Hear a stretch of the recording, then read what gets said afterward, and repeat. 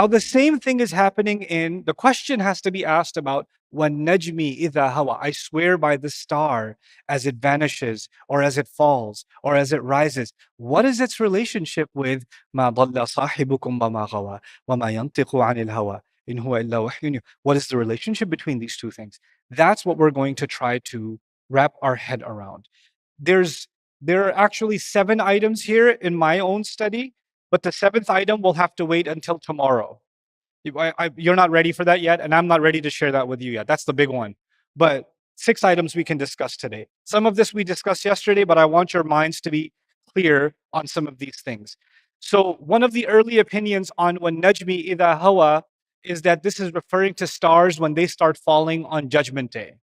Right? And Allah does describe stars falling on Judgment Day in other places. In fact, that's also one of the opinions about Surah Ar-Rahman. وَالنَّجْمُ وَالشَّجَرُ يَسْجُدَانِ. Yasjudan is also falling down on the ground, and the stars are going to start. It's as if they're falling off, as if the Judgment Day has begun. Right? Now, interesting, وَالنَّجْمُ وَالشَّجَرُ يَسْجُدَانِ, the idea then being Allah swears by the moment of Judgment Day.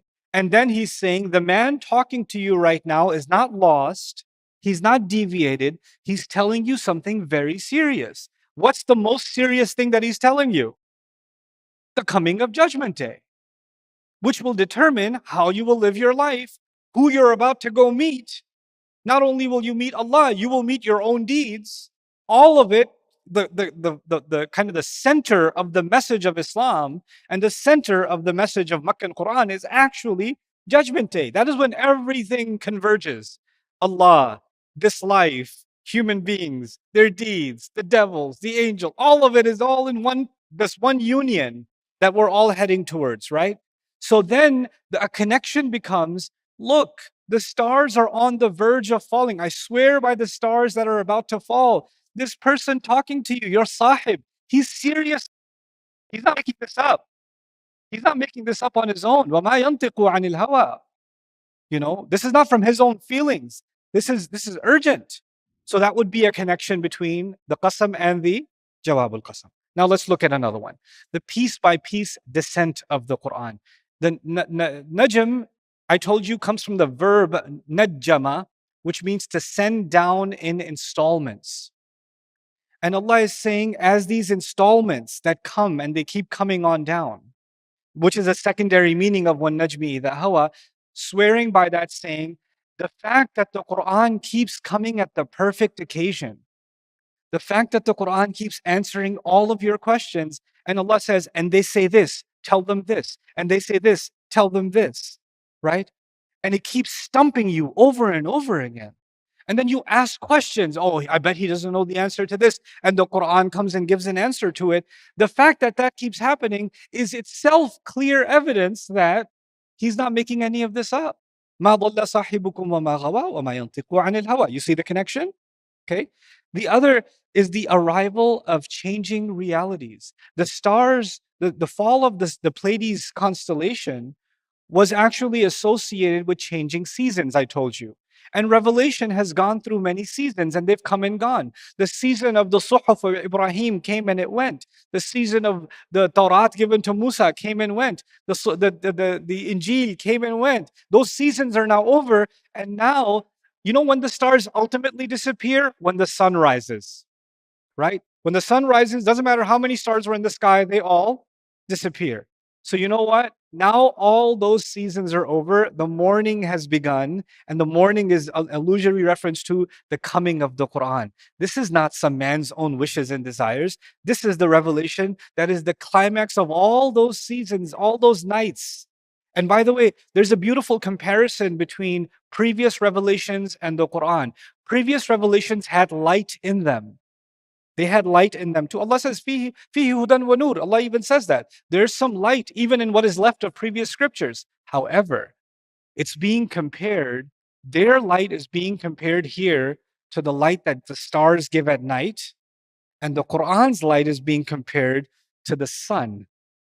Now, how much you could see the light of the stars, but the light of the stars is not enough to illuminate the reality on this earth. You can't see far into the landscape. You can't see the dangers that lie ahead. Your view is limited. Though you can see them, they cannot show you the way as clearly anymore. Yes, you can get some guidance from the stars because the North Star is there and you can navigate your way, right? You can get وَمِن نَجْمِهُمْ يَهْتَدُونَ, by way of the stars, they find their guidance. But man, by comparison, what has come finally is like the disappearance of the stars. They're no longer relevant. They're no longer needed. The ultimate light has now come. You know, it's interesting. The Prophet ﷺ, in another place in the Quran, is compared to the sun. You guys know that the sun is called Siraj in the Quran, right? وَجَعَلْنَا سِرَاجًا وَهَّاجًا in Surah An-Naba. And Rasul ﷺ is also called وَدَاعِيًا إِلَى اللَّهِ بِإِذْنِهِ وَسِرَاجًا مُنِيرًا. So the Prophet ﷺ is also called that brilliant lamp like the sun. Anyway, let's keep going. Now, the reliability of the stars for direction, and then the reliability of the stars for coming seasons. I separated those two, but I'll combine them when I discuss them. The idea here is they knew the stars are reliable when they traveled at night.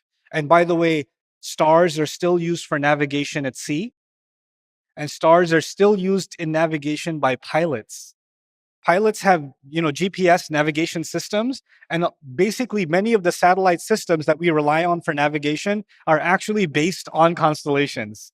They're based on the positions of the stars. And when sometimes navigation systems on planes, they don't tell you, the pilot doesn't get on the speaker and say, by the way, our nav system has failed. If you know any surahs, you should recite them now. Like he doesn't do that. But sometimes their nav systems actually malfunction. And they are trained that when they malfunction, what are they supposed to do? Look at the stars. They're actually trained to look for navigation in the stars. So stars are a reliable source for finding guidance in the darkness, right? And so in that, there's also another kind of comparison to what the Prophet ﷺ is saying. You're thinking the Prophet is lost and misguided. Actually, his role is much like the stars that are so reliable that you navigate through the darkness with them. What he's been given isn't something that will gets him lost and will get you lost. In fact, this is the only way to navigate life. It's the opposite. Then finally, or second to last, the reliability of the stars for coming seasons. And this is actually something that I talked about when I talked about the changing realities. It's similar. They did associate the stars with the change in seasons. They were the way, actually, I was talking to Professor Saqib Hussain today about this. He said something remarkable. He said the way we talk about cars and sports and tournaments and movies, that's how they used to talk about stars.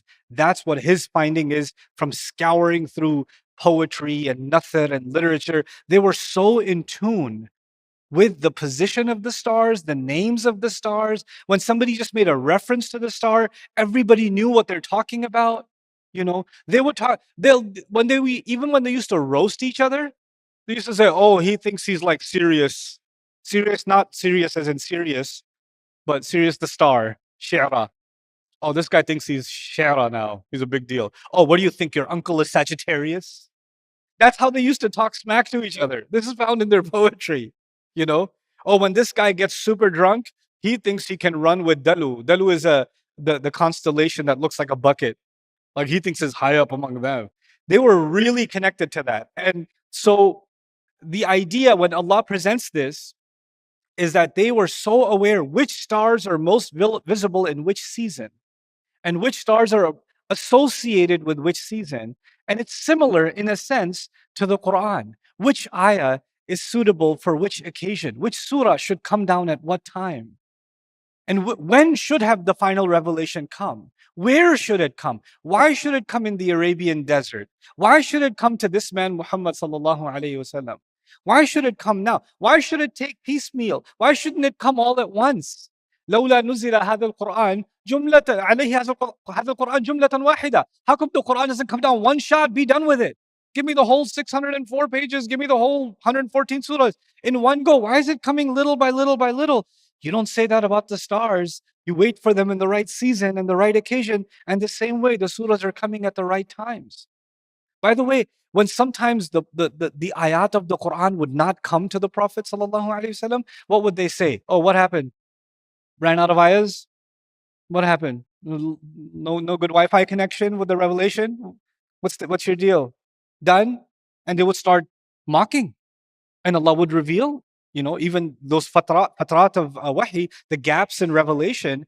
There's documented evidence in the seerah, even in the Quran, Allah Azza wa Jal saying to the Prophet Sallallahu Alaihi Wasallam that he did not leave him. Ma wadda'aka rabbuka wa ma qala, right? So that's also kind of captured inside here. And finally, and this is a really important one, and we'll come back to this one at the end of the surah also, and that is stars have been part of the mythology of almost every religion outside of the scriptures. And stars have a very close relationship with the angels. The angels travel across the stars. The Bible actually compares the angels to stars. The biblical references actually make a metaphorical comparison between angels and stars. The Arabs considered stars angels themselves, many of them. And they considered stars also gods. And if those of you that are watching documentaries or read up on ancient civilizations, many temples around the world, including the pyramids in Egypt and the Mayan temples, and they're actually designed to face particular stars in the sky because the ancients clearly believed in these stars as some kind of gods that we have to show proper homage to. We have to show reverence to them. And so when Allah swears by the star, He didn't just say, I swear by the star. He says, I swear by the star as it falls, as if to say, I swear by all the religions of the world that have been based on shirk that are now what? Falling because this has come. It's incredible. Like just one najmi idha hawa ma dhalla sahibukum wa ma ghawa is mind blowing. And I haven't even shared the mind blowing one with you yet. That's going to be tomorrow. Because that one, oh boy, you got to just take a break and just take it in. What is Allah Azza wa Jalla saying here? But this is why understanding that seventh concept, there's a relationship between the oath and the Jawab al-Qasam, the Qasam and the Jawab al-Qasam, the object and the subject of the oath, right? That's actually a really important thing for all of us to wrap our heads around. Okay, how much time do I have left? I got to keep track of time. Oh, I don't have time left. Let's go pray. Assalamu Alaikum.